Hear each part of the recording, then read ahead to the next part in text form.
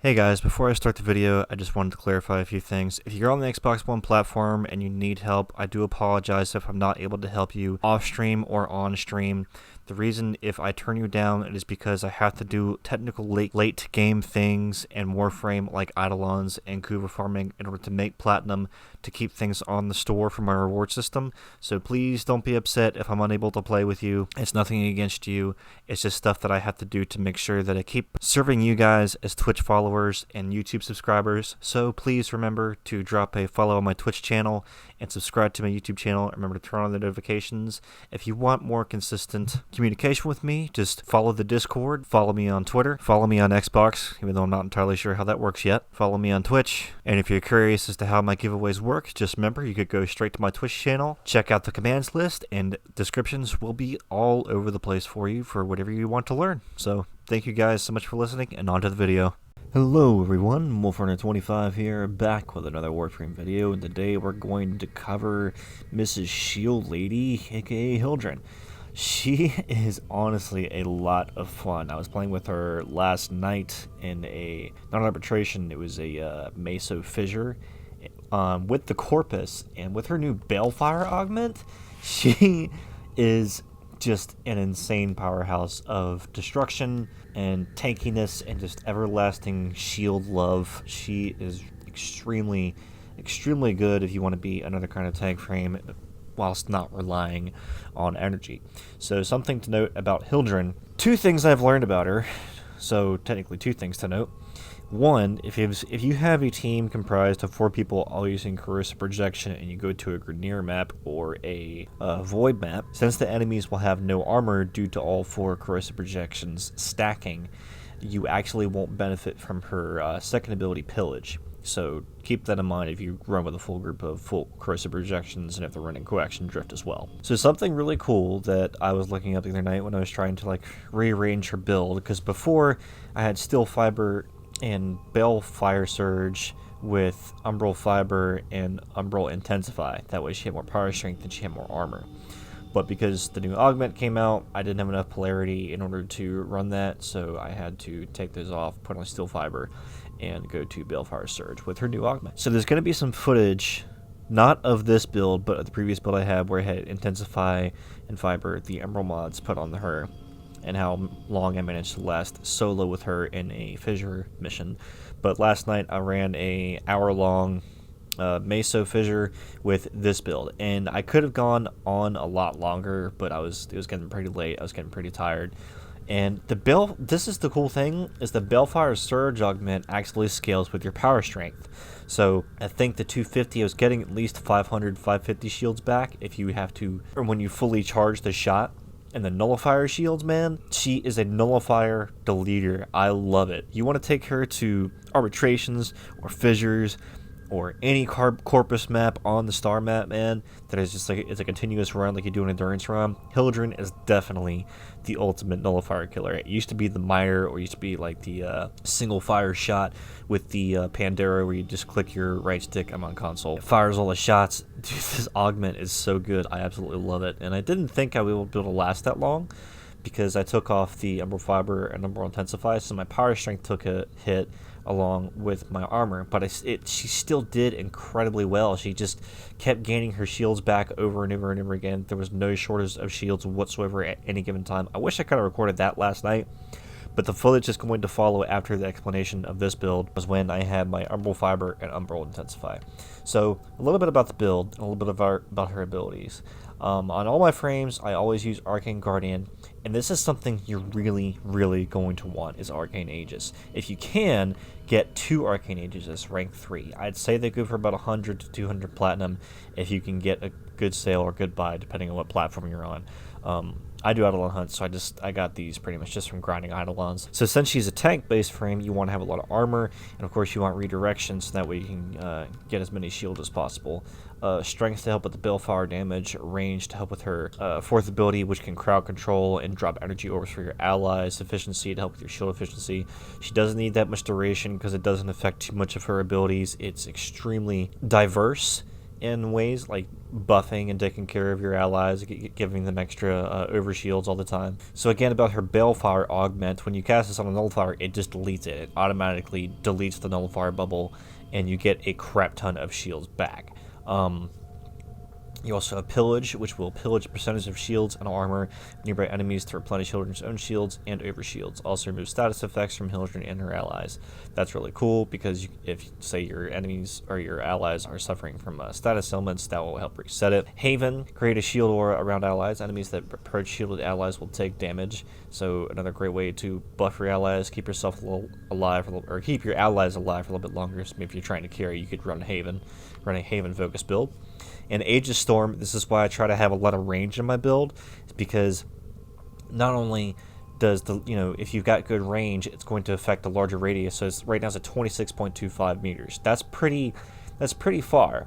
And if you're on a low level mission, it'll actually continuously kill them. And if you're not on a low level mission, it'll keep them in the air. They'll spawn energy ores for you and your allies. Of course, because Hildryn is only shield focused, that means she will not gain energy, she will gain more shields, and it's only energy completely equivalent to the amount of shield. So 25 energy, 25 shield, 50 energy, 50 shield, so on and so forth. So I wanted to have at least a little bit of efficiency, which is why I put Streamline. Okay, I've got those two range mods on there. Definitely get the Baelfire Surge, which is available through, I think it's Cephalon Suda or Arbiters of Hexes currently.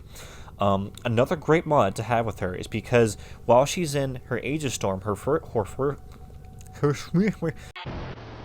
fourth ability, she's going to be airborne. So it reduces the damage by 12% when airborne, so she gains another 12% damage reduction, and she'll gain evasion from shots. I don't know if the evasion means like she has a 6% chance to like dodge a bullet itself, or if it means like she has more evading ability. I think it means that she has more evading ability, but this augment comes from the Lua puzzles.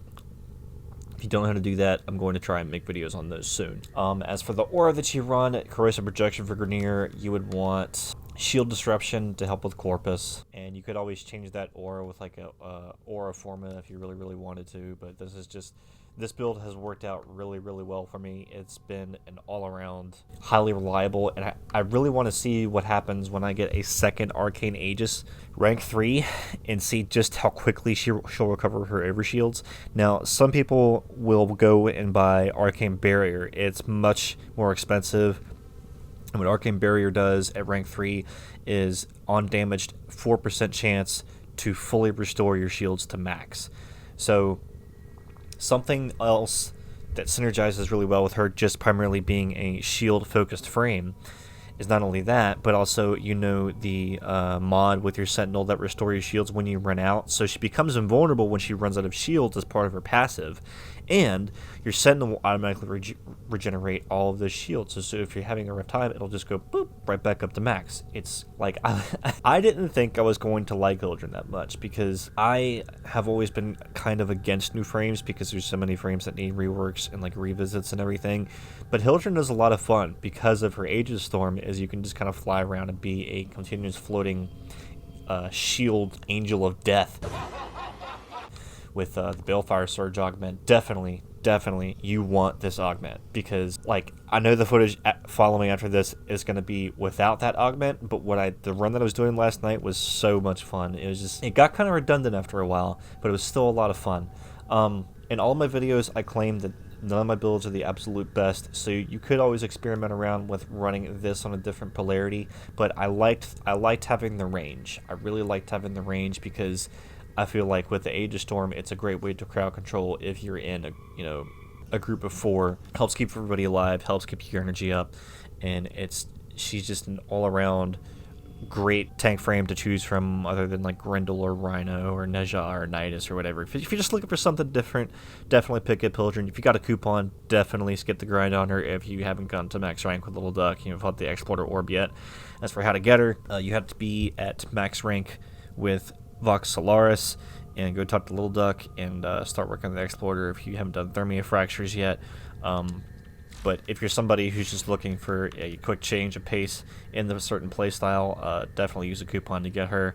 But that was my build for her. As for the items, or as for the weapons that I was using in the footage that's going to follow, I can't remember what my other 2 weapons were, but my Zaw combination is as follows. Just give me a second. So it's the Plague Kiwar Strike, Grip Play Boken, and Link Ukwana to Ruhong. Sounds very Indian. Of course, I have a ribbon on it, and I went for 100% status chance because I still kind of feel like Condition Overload is a pretty big king in Warframe right now. But as for your Tenno class, because she is shield-based, if you're fighting against toxin enemies, you're going to want to have something to help restore your health. So your Vazarin class with Protective Dash, and what Protective Dash does, allies hit by Void Dash are granted immunity from damage for 5 seconds and healed 60% over 5 seconds. So if she's lost your shields and you've lost your invulnerable state, just go into your Tenno form, dash through her, she'll be invulnerable for a little bit. Gain her shields back up, start casting Pillage again, and it's pretty simple. Great way to keep her alive.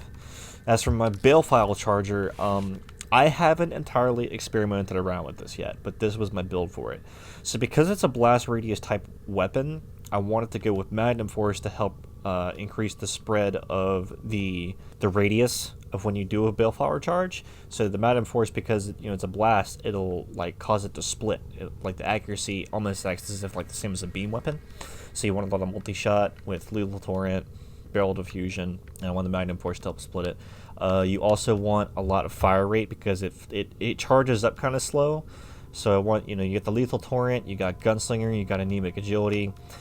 This mod comes from Nightmare Missions. This drops as common. Anemic Agility comes from doing vault runs. If you don't know what vault runs are, definitely look those up. There's tons and tons of videos on them. I don't know if I necessarily want to make a video on them, but maybe I'll do one for like a solo frame if you don't want to like get a group together. I went with Corrosive because it's always like the standard for most builds is just go with Corrosive. I could have ran Gas and when I was running last night, but depending on whatever faction you're fighting, definitely try to sort it out for that particular element type. So like Corneria, Corrosive, Infested, Viral, Corpus, Gas, or Magnetic. So as for my companion, I always run with my Smedekavat. This was my build for her, but like I said, I would definitely recommend running with a Sentinel instead. Doesn't matter which Sentinel. I guess most people use Helios Prime for scans, and use, what is it? Guardian, boosts her shields by 100% when it runs out, so that's extremely useful to have with Hildryn. Definitely run with that and not a pet. And as always, I always tell everybody, get Spectres, get Phase Spectres, get Cosmic Spectres, get stuff that will act as a bullet sponge, so in case your build isn't quite up to par for high level runs or enemies, definitely get those. And this was my Larkspur build. I can't remember if that was in the footage or not, but this is just a quick Larkspur build. Of course, I got a ribbon on it, and I got another ribbon that I have to re-roll and sell somehow, magically, even though it's got a poor disposition on it. There's really not much else to explain, other than the fact, she's another great tank frame. She doesn't rely on energy. She's kind of like a health-based frame like a Naris or Nidus, except she's with shields, and you can do a lot of cool synergization, and you buff your allies, protect your allies with her. So I hope you guys found this video useful. Remember, if you have any comments or questions, please leave them in the comment section below. I stream every single Sunday and Wednesday. If you want any more details of me, please let me know. Join the Discord, join my Twitter. Everything will be in the description below. And remember, everybody, strive proudly and howl loudly. Good night, guys.